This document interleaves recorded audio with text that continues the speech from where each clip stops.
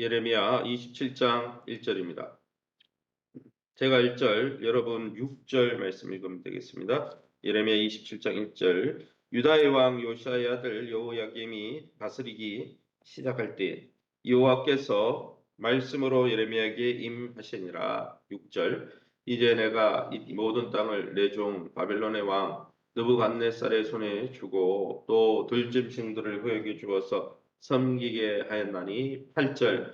여호와의 말씀이니라. 바벨론 왕 느부갓네살을 섬기지 아니하며 그 목으로 바벨론의 왕의 멍에를 매지 아니하는 백성과 나라는 내가 그들이 멸망하기까지 칼과 기근과 전염병으로 그 민족을 벌하리라. 9절. 너희는 너희 선지자나 복술가나 꿈꾸는 자나 술사나 요술자가 이르기를 너희가 바벨론의 왕을 섬기게 되지 아니하리라 하여도 너희는 듣지 말라. 11절. 그러나 그 목으로 바벨론의 왕의 멍에를 메고 그를 섬기는 나라는 내가 그들을 그 땅에 머물러 밭을 갈며 거기서 살게 하리라 하셨다 하라. 여호와의 말씀이니라 하시니라.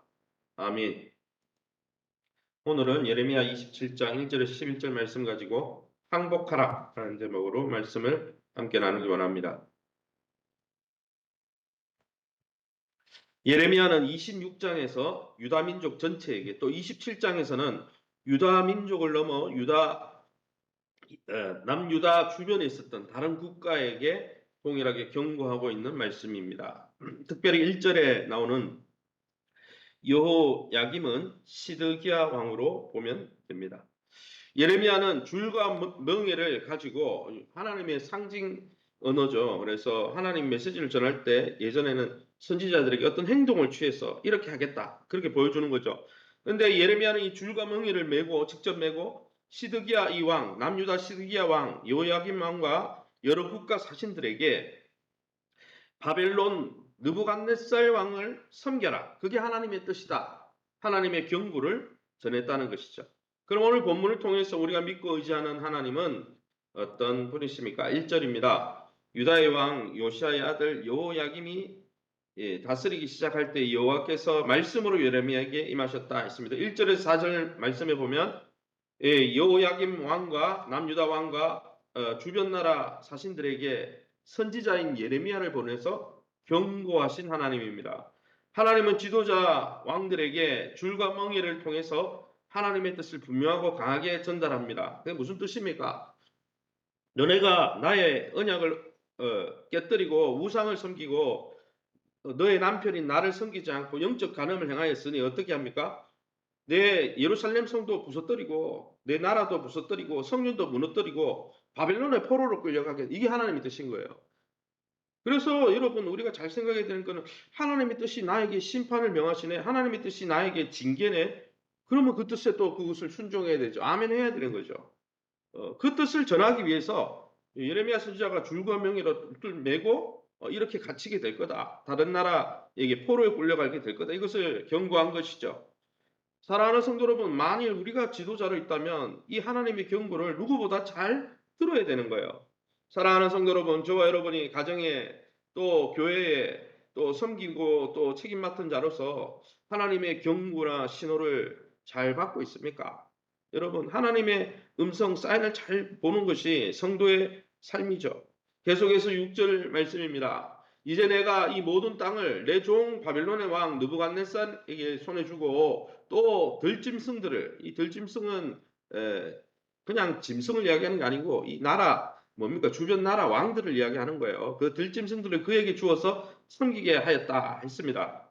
하나님은 이방 왕인 바벨론 느부갓네살 왕을 뭐라고 했습니까? 내 종 바벨론 왕이다, 이렇게 했어요. 하나님은 이방 왕을 종으로 사용하신다는 거예요.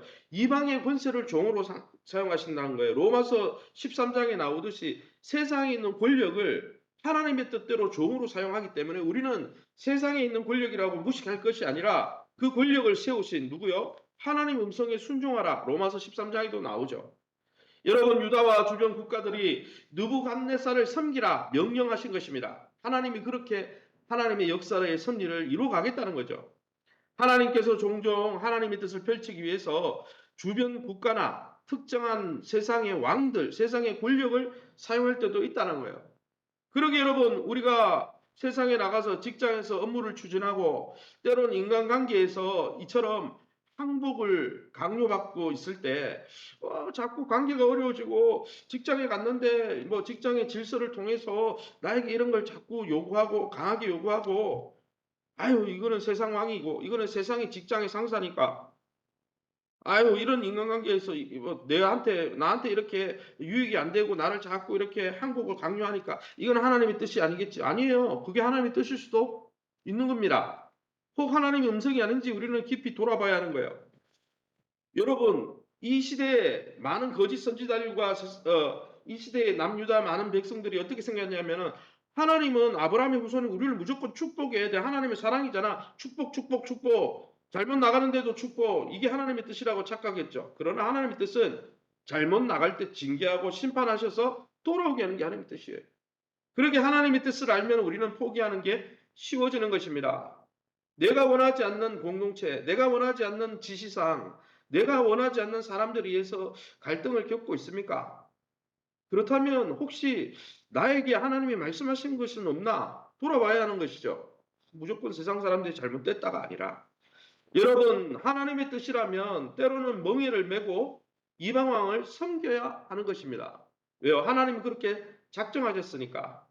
포로 생활이 70년으로 제한된 것 같이 나의 힘든 멍에의 기간도 제한되어 있다는 거예요. 그렇게 하나님이 우리의 잘못된 상황을 우리의 잘못된 삶의 태도를 고치기 위해서 때로는 시험을 주시고 그게 물질의 시험이든 그게 관계의 시험이든 아니면 이렇게 끌려가서 종살이 하는 것이든 시험을 주신다는 거예요. 그러나 고린도전서 10장 13절에 나오듯이 하나님은 우리가 감당할 만큼만 시험을 주시고 하나님의 미쁘시되 피할 길을 열어주신다는 거예요. 그래서 그 시험을 오히려 담담히 받아들이면 다윗도 어땠습니까? 그가 범죄했을 때 하나님이 눈물로 회개할 때 그냥 어떤 걸로 하자 이게 아니라 그의 가정에 그의 죄로 인한 그러한 죄에 대한 대가와 죄에 대한 책임을 지는 그러한 어려운 일들이 있었어요. 그러나 어땠습니까? 다윗이 하나님 앞에 그것을 다 감내하고 나단 선지자가 이야기할 때 다 감내하고 수용할 때 하나님께서 그를 회복시켜 주신 것이죠. 그러기에 여러분 하나님의 음성이 때로는 우리에게 책망을 이야기하실 때 그 책망이 나에게 합당한 것이다 라고 생각하고 아멘 해야 되는 거예요. 신명기 말씀해 보면 에발산과 그림심산에서 하나님의 축복을 이야기할 때도 아멘 할지어다 했지만 에발산에서 언약을 깨뜨리고 우리가 범죄했을 때 하나님이 징계하고 책망하고 심판할 때 거기에 대해서도 아멘 하라 했습니다. 그게 하나님의 사랑입니다. 8절 말씀입니다. 여호와의 말씀이니라 바벨론의 왕 느부갓네살을 섬기지 아니하며 그 목으로 바벨론 왕의 멍에를 매지 않은 백성과 나라는 내가 그들이 멸망할까지 칼과 기근과 전염병으로 그 민족을 벌하리라. 칼과 기근과 전염병은 언약 백성인 이스라엘 백성이 언약을 깨뜨릴 때 오는 언약의 저주로 나오는 이 병과 표현입니다. 즉 너네가 나를 버렸기 때문에 내가 너를 느부갓네살을 통해서 너를 징계하고 너의 잘못된 태도를 그 종사를 통해 고칠 거다. 70년 공제. 그러니까 너는 그걸 받아들여라. 안 받아들이면 오히려 넌 죽어. 이렇게 말씀한 거죠.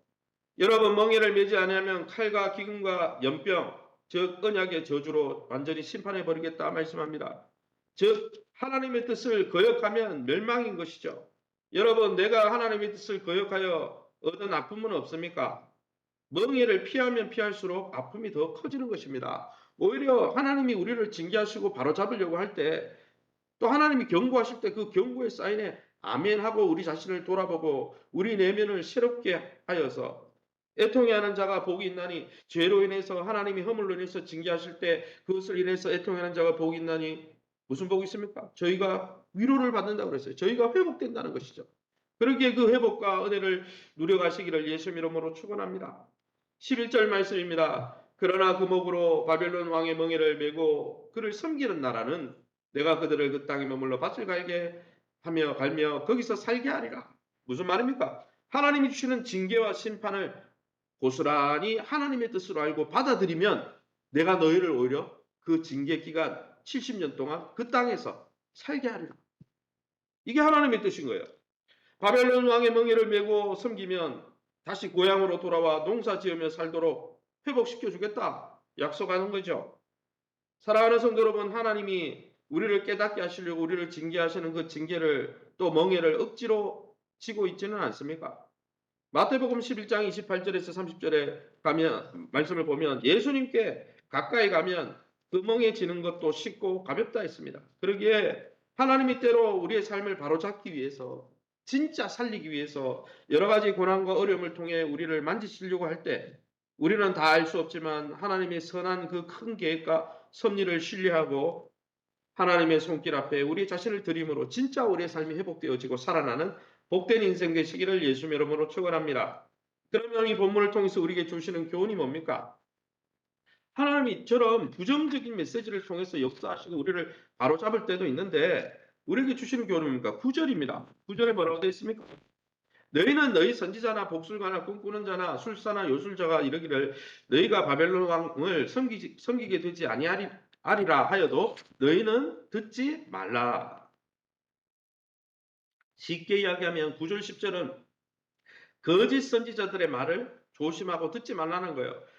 하나님의 뜻은 바벨론 왕에게 항복해서 포로로 끌려가는 겁니다. 그래서 70년 기간을 통해 하나님이 연단하는 거죠. 광야와 같은 이스라엘 백성을 출애굽시켜서 광야에서 연단시킨 것처럼 하나님의 뜻을 어기고 언약을 깨뜨린 그들에게 징계를 함으로 진짜 누가 남편이고 진짜 누구를 섬겨야 되는지 깨닫게 하시려고 70년 기간을 준 게, 그래서 하나님의 뜻은 바벨론 왕에게 항복하는 거예요. 그런데 뭐라고 합니까? 이 거짓 선지자들은 너희가 바벨론 왕에게 종살이 않고 바벨론 왕에게 항복하는 게 하나님의 뜻이 아니고 그 바벨론 왕에게 승리하는 게 하나님의 뜻이다. 물론 승리하면 좋죠. 물론 우리가 잘 되면 좋죠. 그래서 여러분, 우리가 잘 기억해야 될 것은 내가 듣기 원하는 설교, 내가 듣기 원하는 칭찬만 자꾸 바라면서 설교를 들을 때 하나님의 메시지는 징계, 하나님의 메시지는 돌아서라 경고하시는데 그 경고는 다 귀맞고 나에게 복 그런 메시지만 증거해주는 메시지에 귀를 기울이면 나에게 독이 될 수도 있다는 거예요. 예전에 거짓 선지자들은 다 축복만 이야기했습니다. 하나님은 잘못 가고 있기 때문에 우상을 섬기고 성전에서 우상 섬기고 하나님을 등지고 살기 때문에 하나님이 쓸어버리겠다 그러는데 그 말은 안전하고 복 하다가 어떻게 됐습니까? 나라가 그대로 망해버렸어요. 그러게 여러분, 내가 원하는 메시지를 들려주면 그게 중요한 게 아니에요. 우리의 왕이 하나님이라면 하나님의 뜻이 뭔가? 내가 잘못 살고 있지는 않은가? 우리 자신을 돌아보고 진짜 하나님의 복을 회복해야 되죠. 하나님 나라의 진짜 복을, 참복을 하나님과 동행하면서 하나님과 화목하면서 그 안에서 복을 누려야 되는 거지. 하나님과 척지고 있는데 세상적으로 복 한다고 그 설교가 좋다? 여러분 많은 거예요. 그게 거짓 선지자들입니다.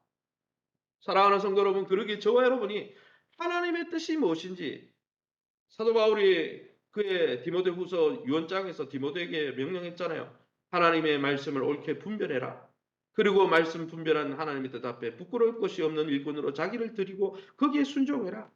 그게 하나님의 뜻이다 라고 말씀한 것처럼 날마다 하나님의 뜻이 무엇인지 옳게 분별하며 말씀을 통해 성령 안에서 분별하며 또 하나님의 말씀 앞에 때로는 그게 징계라도 아멘 화답함으로 진짜 하나님이 우리를 살려내시고 회복시키시는 귀한 은혜를 누리시기를 예수 이름으로 축원합니다.